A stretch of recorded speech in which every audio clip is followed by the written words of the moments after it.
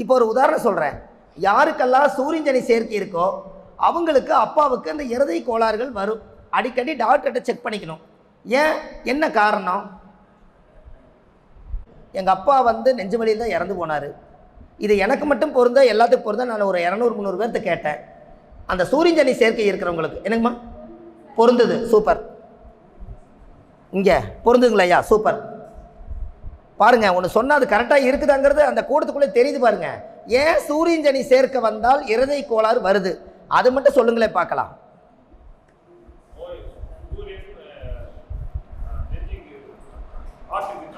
ஆமாங்க ஐயா. சரி, ரைட்டு. ஐயா ஒரு கருத்து சொன்னார், சூரியன் சனி பகை. அம்மா சொன்னது சரி. அடுத்தது இன்னும் கொஞ்சம் சொல்லுங்க. உங்களுக்கு நல்ல அருமையான விஷயத்த சொல்கிறேன். எல்லாத்துடைய உடம்புக்கு தேவைப்பட்டது முக்கியமான ரகசியம், எல்லாரும் தெரிஞ்சுக்க வேண்டிய ரகசியம். இன்னும் 2 பேர் சொல்லுங்க, அப்புறம் சொல்கிறேன். இன்னும் 2 பேர் சொல்லுங்களேன்.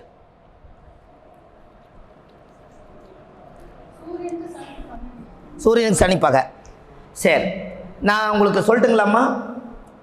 சூரியனும் சனியும் சேர்க்கை யாருக்கெல்லாம் வருது, இருதய கோளாறு எதனால் வருது அப்படின்னு நீங்கள் தெரிஞ்சுக்கணுன்னா இந்த விஷயத்தை நீங்கள் கண்டிப்பாக தெரிஞ்சுக்குங்க. ஆனால் பயப்படாதீங்க. பிறப்பில் இருக்கிறத யாரையும் மாற்ற முடியாது. ஆனால் பயப்பட வேண்டாம். பயப்படுற மாதிரி விஷயமெல்லாம் ஒன்றும் கிடையாது. அந்த லாஜிக்கை மட்டும் தெரிஞ்சுக்குங்க. சூரியன் இருதயம், அம்மா சொன்ன மாதிரி இது என்ன பண்ணுதுங்க? துடிக்குது, இப்படி துடிக்குது. சனி அது மேலே போகும்போது என்ன ஆகுன்னா இந்த லேப்டாப்ங்கிற அப்படி போகும்போது அந்த இடத்துக்கு போகும்போது நிறுத்திடுதுங்களா? அதனால இருதய கோளாறு வருது. எப்படி இருதய கோளாறு வர்றதுக்கு என்ன காரணம்? இது துடிக்குது, இருதயம் துடிக்குது. இது மேலே சனி மேலே போகும்போது என்ன ஆகும்? அதுக்கு மேலே சனினா சுமை. அந்த இளமையான இளம் இதயம் துடிக்கும் போது ஒரு சுமையானது மேலே இருக்கும்போது அது விசாலமாக துடிக்குமா? துடிக்காது. அதனால சூரிய நட்சத்திரத்தில் சனி, சனி நட்சத்திரத்தில் சூரியன் இருக்கிறவங்களுக்கெல்லாம் டாக்டர்கிட்ட போய் செக் பண்ணி நம்ம உடம்பை பாதுகாப்படி வச்சுக்கிறது நல்லது தானே. இன்னொன்று வேணால் சொல்ல, சூரியன் சனி சேர்ந்தால் அப்பாவுக்கு மகனுக்கு ஆகாது. அப்பா சம்பாதிக்கிற சொத்து மகனுக்கு நேரடியாக கிடைக்காது. பிரச்சனை பண்ணி தான் வாங்க முடியும், நேரடி எழுதி கொடுக்க மாட்டார். ஏன்? சிம்மத்தில் என்ன கிரகம் பகை? சனி பகை. மகர வீட்டில் யார் பகை? வெரி குட், அவ்வளோதான். அவருக்கு இது 8, இதுக்கு இது 6. அதனால் கரெக்டுங்களாம்மா? வேறு வழி இல்லையே இல்லைங்கம்மா? அம்மா கரெக்டா? சிம்மத்துக்கு 6, மகரம், மகரத்துக்கு 8. இவருக்கு அவர் பகை, அவருக்கு இவர் பகை. கரெக்டாக இல்லையே சொல்லுங்கள்? அப்போ இந்த பகை எப்பவுமே காலச்சக்கரத்துக்கு பகை தானே. ஐயா, பூர்வீக சொத்து விற்கணுன்னு எத்தனை கோயிலுக்கு போய் பூஜை பண்ணுறாங்களே. அந்த பூர்வீக மண்ணில் சாபம் இருக்குது, பரிகாரம் பண்ணணும், ராமேஸ்வரம் போகணும் எல்லாம் சொல்கிறாங்க. ஆனால் எல்லாம் போயிட்டு வந்துட்டுங்க, பூர்வீக சொத்து விற்க மாட்டேதுன்னு சொல்கிறாங்க. இந்த அந்த பூர்வீக சொத்தை ஒரு 3 மாதத்தில் 6 மாதத்தில் வித்தாகணும். அதுக்கு ஒரு பரிகாரம் வேணும்னு கேட்குறாரு. என்ன பரிகாரம் சொல்லலாம் அம்மா சொல்லுங்கள்? பூர்வீக சொத்து விற்கணும், அதுக்கு ஒரு பரிகாரம் சொல்லுங்கள். பார்த்தீங்களா ஐயா? எல்லாரும் போய் கோயிலில் போய் விளக்கு போட்டு சாமி கும்பிட்றோம், ராமேஸ்வரத்தில் போய் முன்னோர்களுக்கு திதி கொடுத்துட்டு வர்றோம்.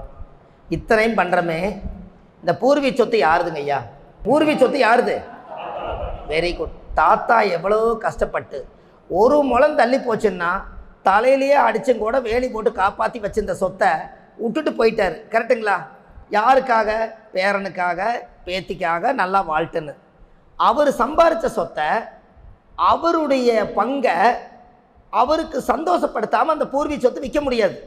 அப்போ அதுக்கு என்ன பண்ணலாம் அப்படின்னா, தாத்தா பாட்டியுடைய படம் இருக்குது இல்லைங்களா, அந்த படத்துக்கு சுத்தமாக கழுவி ஒரு பொட்டு சந்தனம் வச்சு, எங்கே பூர்வீக சொத்து இருக்குதோ அங்கே போய் வச்சு 2 ரோஜாப்பூ மாலை வாங்கி போட்டு 2 விளக்கேற்றி தேங்காவல் உடைச்சி வச்சு இந்த மண்ணை நீங்களே விற்று கொடுங்கன்னு சொல்லி 3 நாளைக்கு விளக்கேற்றினா பூர்வீக வித்துருமா? ஐயா, சாட்சிக்காரு காலில் விழுகிறதுக்கு பதிலாக அவர் சம்பாரிச்ச சொத்தை அவரை நீங்கள் நினைக்கல, அதனால பகை. நினச்சா இன்னொரு விஷயம், என்னால் காட்டுக்குள்ளேயே போக முடியலைங்க, காட்டுக்குள்ளே பகையாக இருக்குதுன்னா அந்த மண்ணை மட்டும் எடுத்துகிட்டு வந்து உங்கள் வீட்டில் போட்டாவில் வச்சு மண்ணை இதை விற்று கொடுங்கன்னு அங்கே வச்சு விளக்கு போடுங்க. ஏன்னா காட்டுக்குள்ளே சில பேர் போக மாட்டாங்களங்க பங்காளி சண்டையினால். ஆடு மாடெல்லாம் மேயும், கோடிக்கணக்கில் சொத்து இருக்கும், ஆனால் அனுபவிக்க முடியாதுல்ல. அப்போ பூர்வீக சொத்து நம்ம விற்கணும்னா தாத்தா பாட்டியுடைய படத்தை வச்சு பூஜை பண்ணி இந்த மண்ணுக்கு சொந்தக்காரே நீங்கள் தான். உடம்பு அழிஞ்சு போனாலும் ஆத்மா அழிவதில்லை, எங்கேயோ இருக்குது. நீங்கள் அவரை கும்பிட்டீங்கன்னா அந்த மண்ணுக்கு வந்துடுவாரா? அப்போ அந்த மண்ணு வித்துருமல்ல. இது செய்யுங்க ஐயா.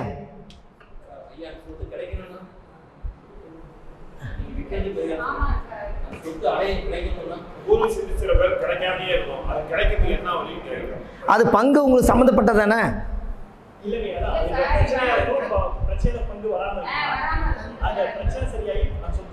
ஐயா பிரச்சனையே அந்த மண்ணு தான்.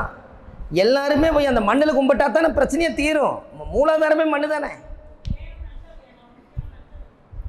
மண்ணு பிரச்சனை முடிஞ்சா பொண்ணு பிரச்சனை முடிஞ்சது. அந்த காலத்தில் மண்ணுக்கும் பொண்ணுக்கும் தான் சண்டை.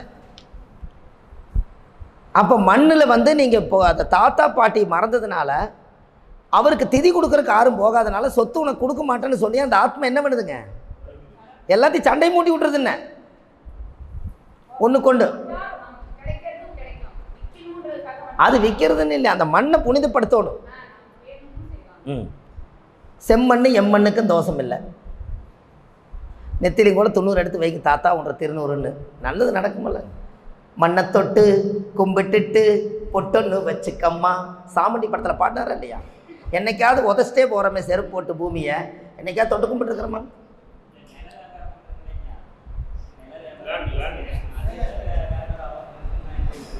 ரியல் எஸ்டேட்டு வியாபாரம், ரியல் எஸ்டேட் நடக்கணும். நாங்கள் அடிக்கடி சொல்லுவோம், கண்டங்கத்திரிக்காயை 4 மூலையில் கட் பண்ணி போடுங்க, சீரக தண்ணி தெளித்து விடுங்க, நாட்டு தக்காளியை புழிஞ்சு விடுங்க, முன்ன கத்திரியை 4 பக்கம் புதைச்சி வைங்க, இடம் வித்துரும். எப்படி? அதுக்கு பேர் கண்டங்கத்திரி. புது கத்திரி வாங்கி 4 கத்திரி 4 பக்கம் கண்டங்கத்திரி, அதை கட் பண்ணி போடுங்க. சீரகம், அந்த அகம் அது சீரகம் ஆகணும், அதனால் சீரகம். செவ்வாய்த தக்காளி, அது அந்த இடத்த கசக்கி புழிஞ்சிருங்க, வெக்கப்பட்டு போயிடும். முன்ன கத்திரி வெட்டுங்க, முடி வெட்டிப்பாங்களங்க, 4 கத்திரி வாங்கி பூமி கடையில் போச்சு வைங்க. இது முடி, அது முடி. செவ்வாய்க்கு இரும்பு, சனி பகை, வெத்துரு. சலூன் ஷாப்பில் போய் கேட்டிங்கன்னா நிறையா முன்ன கத்திரியெல்லாம் போட்டு வச்சுருப்பார். அவர்கிட்ட ஒரு 10 100 கொடுத்துட்டு அந்த கத்திரி வாங்குங்க. அவர் பூரா வெட்டிட்டு வெட்ட மாட்டேதுன்னு வச்சுருப்பார். அவர் எத்தனையோ பேர்த்த முடி வெட்டினவர் அவர், கரெக்டுங்களா? அதுக்கு காரணம் அது இரும்பு. ஆக மொத்தத்தில் அது இரும்பு ப்ளஸ் அது வந்து கத்திரி, அது வந்து கண்டங்கத்திரி. தலையின சனி, அது கர்மா.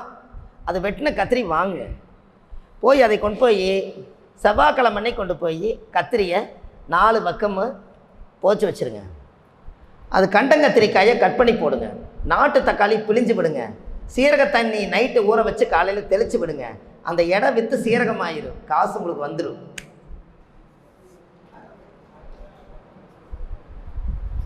ஐயா பரிகாரம் பார்த்தீங்களா எப்படியெல்லாம் போகுதுன்னு? அந்த காலத்துல எல்லாம் பார்த்தீங்கன்னா இந்த இடம் விற்கிறக்கெல்லாம் இந்த விருந்தாளிகள்லாம் சாப்பிட்டுட்டு அந்த இலையை கொண்டு போய் விற்கிற இடத்துல போட்டுருவாங்க. நீங்கள் பார்த்துருக்கீங்களான்னு தெரியாது. எச்சி இலையை கொண்டு போய் பூமியில் போட்டுருவாங்க, இல்லாட்டி போச்சு வச்சுருவாங்க தெரியாமல். அது என்ன பண்ணிருக்குன்னா, நான் உனக்கு எச்சியா, இனிமேலும் கூட நான் தங்க மாட்டேன்னு சொல்லி அந்த இடம் விற்றுரும். அந்த பூமாதேவிக்கு அவ்வளோ பவர் இருக்குதுங்க. அது முறையோடு விற்கணும், முறையோடு கும்பிட்டு அது விற்கணும். அந்த காலத்துலலாம் இந்த எச்சி இலையை கொண்டு போய் போச்சு வச்சுருவாங்க. அதை போச்சு வச்சிட்டாங்கன்னா பூமாதேவி வந்து வெக்கப்பட்டுக்கு. ஆனால் அந்த பரிகாரம் செய்யக்கூடாது. ஏன்? நம்மளுக்கு எப்பவுமே பூமி அமையாது, புரிஞ்சுதுங்களா? பூமாதேவி நம்மளை தொட்டு கும்பிடுறது, அதில் கொண்டு போய் நம்ம எச்சி இலை போடக்கூடாது. ஆனால் போட்டு வித்துரும் உடனே. ஆனால் அவருக்கு எப்பவும் பூமி அமையாது. அதனால தான் அந்த பரிகாரத்தை நம்ம சொல்கிறதில்ல. நீங்களும் சொல்லாதீங்க, சொல்லி போட்டு சொல்லாதீங்கன்னு நான் சொல்ல, நீங்கள் தெரிஞ்சுக்கணுங்கிறதுக்காக சொன்னேன். அப்போது அந்த காலத்தில் எல்லாத்தையுமே கண்டுபிடிச்சிருக்காங்களாங்கம்மா? ஆதி காலத்தில் கண்டுபிடிச்சிருக்காங்களா இல்லைங்களா? இது எல்லாம் நம்ம எப்படியெல்லாம் தேடி யோசிச்சு பார்த்துருப்போம். என்னங்கய்யா, தேடி எடுத்துருக்கோமே இல்லையா? அப்போ இதெல்லாம் உங்களுக்கு ஒரு சரியான ஒரு பரிகாரம். அதை நீங்கள் கரெக்டாக கொண்டு போகலாம். இடம் விற்கிறதுக்கு, இடம் வாங்குறதுக்கு, இந்த வீடு கட்டுறதுக்கு, பாலக்கால் போடுறதுக்கு, இதெல்லாம் நம்ம இந்த பரிகாரங்கள்லாம் ஏன்னா இதெல்லாம் அடிப்படையாக நீங்கள் தெரிஞ்சுக்கங்கிறதுக்காக நான் சொன்னேன். பணம் வீட்டில் பணம் நிறைய உங்களுக்கு காசு வேணுங்க மாமா. உங்களுக்கு காசு சம்பாதிக்கிற காசாவது நினச்சி நிற்கணுங்களான்னு. என்னங்கய்யா, மெயின் அதுதானே. வேறு ஐயா கை தூக்குறாங்க. பணம் வீட்டில் தங்கணும், அதுக்கு ஒரு பரிகாரம். பணம் வந்துக்கிட்டே இருக்கணும்.